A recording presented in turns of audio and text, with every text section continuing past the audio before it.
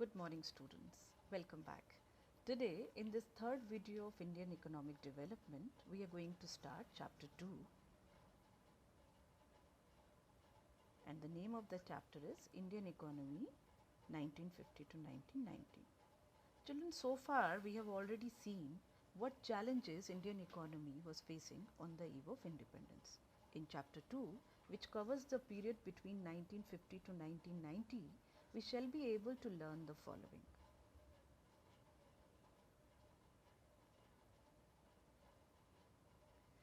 We'll come to know the goals of India's 5-year plans. We'll also get to know about the development policies in different sectors such as agriculture and industry from 1950 to 1990. We'll learn to think about the merits and limitations of a regulated economy. So let's start. After some 200 years of British rule, we were finally the master of our own destiny. Now, what was the first task our leaders were confronted with? The leaders of India had to decide the type of economic system most suitable for our nation, a system which would promote the welfare of all rather than a few. Now, children, let's know what is an economic system. A system of production, resource allocation and distribution of goods and services within a society or a given geographical area. And there can be different types of economic systems, namely capitalism, socialism and mixed economic system. We'll talk about that in a short while. After independence, under the leadership of Pandit Jawaharlal Nehru, who was the then Prime Minister, India decided to adopt mixed economic system. This is a system which features both socialism and capitalism's best qualities. Now, before I'll throw some light on the characteristics of different economic system that we just mentioned, that is capitalism, socialism and mixed economic system, I would like to raise these three questions which each and every society has to answer. And in microeconomics in class 11th, you have already read about these as central problems of an economy, children. The first question each and every economy has to answer is what goods and services should be produced in the country. Number two, how should those goods and services be produced? And the last, how should the goods and services be distributed among people? Now let's just talk about the three types of economic system. First one, capitalistic, second, socialistic, and third one, mixed economic system. Under capitalistic economic system, it is marked by private ownership of means of production. So, it's a private individuals who are the owner of means of production. So, whatever decision is taken is to be taken about the three questions regarding the three questions that we mentioned: what to produce, how to produce, for whom to produce. They were basically determined by the price mechanism, or you can say market forces of demand and supply. And in this type of economic system, the driving force is profit motive. So whatever decision will be taken, the guiding principle behind that will be profit. There is no government intervention. Second type of system, that is socialistic system. All important decisions regarding production and distribution under this system are taken by government. Therefore, economic planning plays a very important role. In this type of system, it is the welfare of the social welfare which is considered as the foremost. So, the guiding principle here is social welfare rather than private gains or profits. The third system, which is mixed economic system, it actually has the best of both the qualities of capitalistic system as well as socialistic system. It beautifully blends the features of both capitalism and socialism. There is coexistence of private and public sector. There is predominance of market, no doubt about it, but along with that, intervention of government is also there. So wherever government feels the need, government will intervene. Economic planning plays an important role in this type of system also. Now children, let's have a look at how these three types of economic system attempt to answer the question that each and every society has to face. When we talk about what goods and services should be produced in the country, now children, most of these all the three questions are answered under a capitalistic system through market forces of demand and supply. So, under capitalism, only those consumer goods will be produced that are in demand.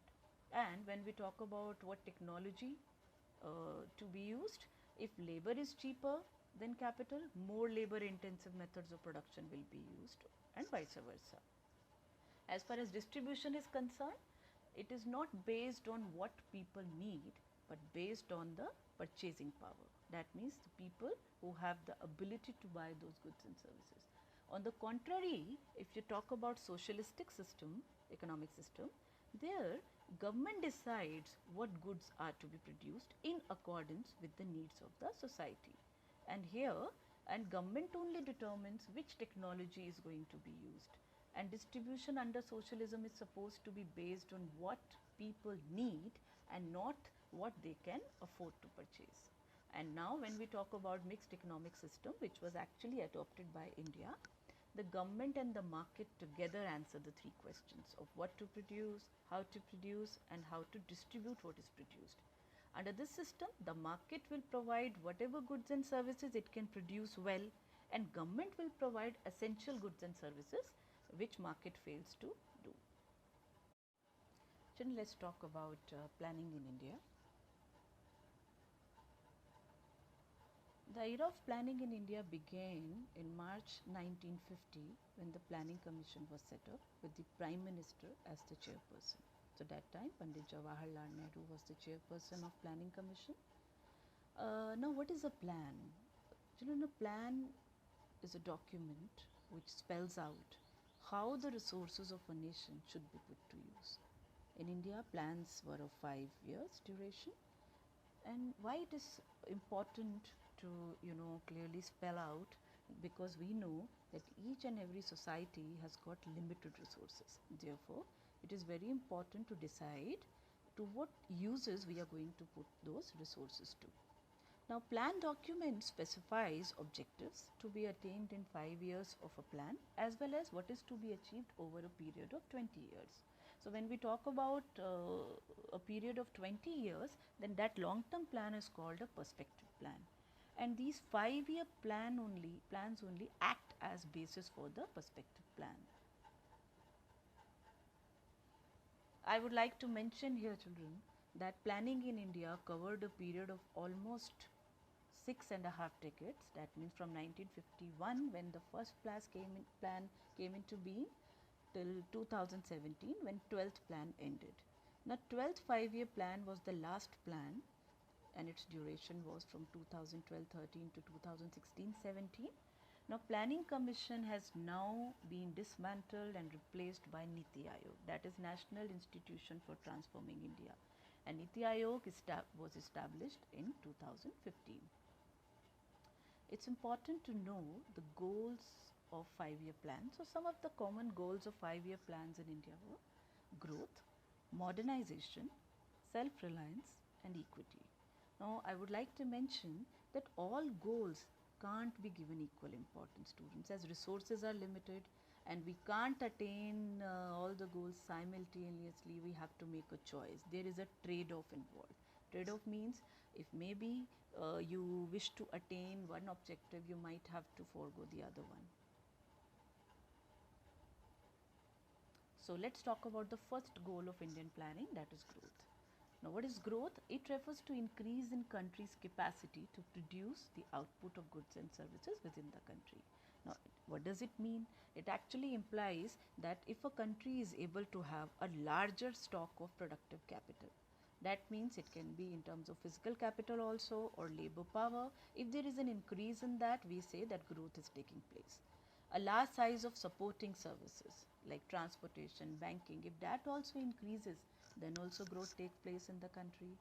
If there is increase in efficiency of productive capital and services, if there's existing capital service also increases, efficiency increases, children, then also growth takes place.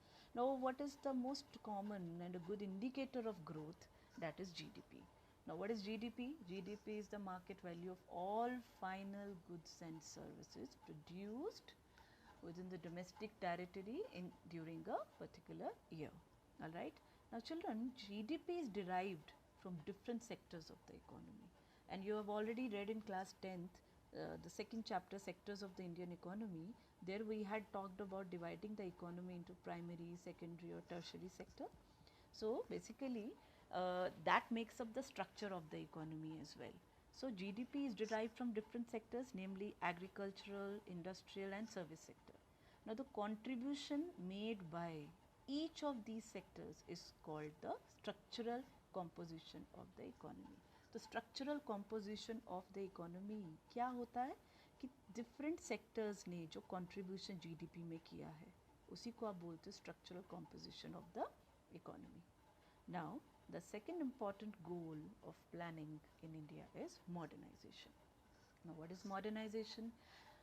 It refers to increase in the production of goods and services by adoption of new technology. So, basically adoption of new technology and technological innovations leads to modernization.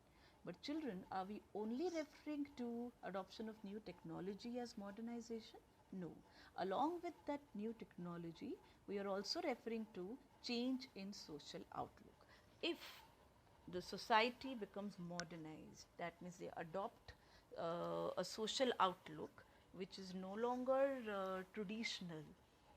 For example, if suppose now in the modern society and there is a change of social outlook which is visible, which permits that women can also go out of the house and work, what will happen?